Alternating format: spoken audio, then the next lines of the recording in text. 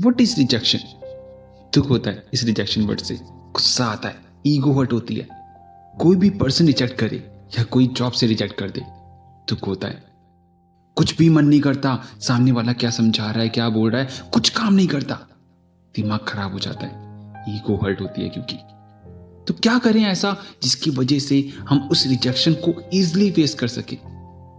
सारा का सारा प्रॉब्लम ही यही है कि हमें ये फेस करना नहीं आता, क्योंकि रिजेक्शन वर्ड ही हमारे माइंड में एक ऐसी सिचुएशन डाल देता है जिसकी वजह से हम ना कुछ सुनना चाहते हैं, ना कुछ देखना चाहते हैं, बस ईगो हर्ट हो जाता है और हम फाइनली दुखी रहते हैं, उदास रहते हैं।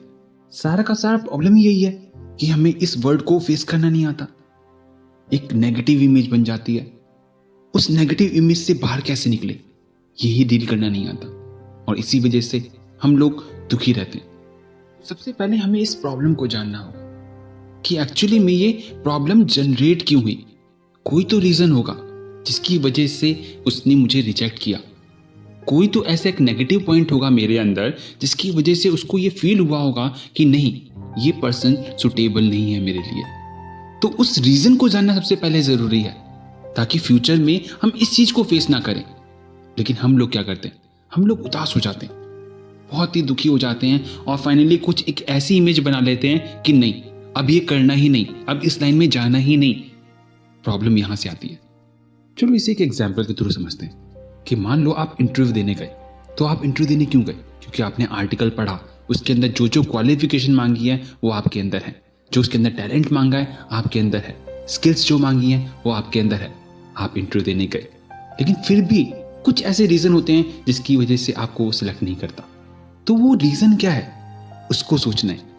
हो सकता है आपकी कम्युनिकेशन स्किल्स में गैप हो, कि जिसकी वजह से आप अपनी फीलिंग्स को प्रेजेंट ना कर पा रहे हो सकता है कि सामने वाला कुछ और एक्सपेक्ट कर रहा हो उस आंसर्स के रूप में।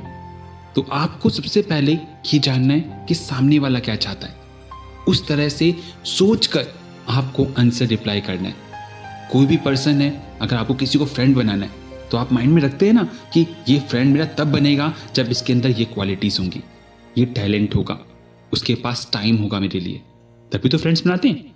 अगर ये सब चीजें नहीं होती तो आप उसे बेस्टी क्यों बोलेंगे? तो यही रीजन होता है जिसकी वजह से सामने वाला हमें रिजेक्ट कर देता है।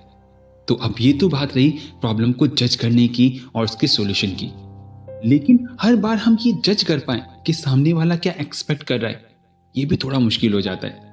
तो हमें कभी ना कभी जिंदगी में किसी पॉइंट पे रिजेक्शन तो फेस करना पड़ेगा। तो बस उस कंडीशन में आपको हार नहीं माननी। एक बार हार जाते हैं ना तो आगे बढ़ने का रास्ता खत्म कर देते हैं। हो सकता है कि उस रिजेक्शन के बाद आपके लिए कोई एक नया वे खुल गया हो सकता है उससे बेटर वे खुल गया हो। ये चीज सोचनी है आपको, और डेफिनेटली ऐसा होता है। जितने भी पुराने, जितने भी सक्सेसफुल पर्सन हैं, उनसे पूछिए, उनकी हिस्ट्री पढ़िए, उनकी बायो पढ़िए, आपको पता चलेगा कि उन्होंने कितने रिजेक्शंस को फेस किया है। तो रिजेक्शन से घबराना नहीं है, हमें आगे कोशिश करते रहनी है। सामने वाले को समझना है, गलतियों को समझना है, उस पे इंप्रूवमेंट करनी है और फिर आगे बढ़ना है। बस इसी तरह से आप जो चाहते हैं आपको मिल जाएगा।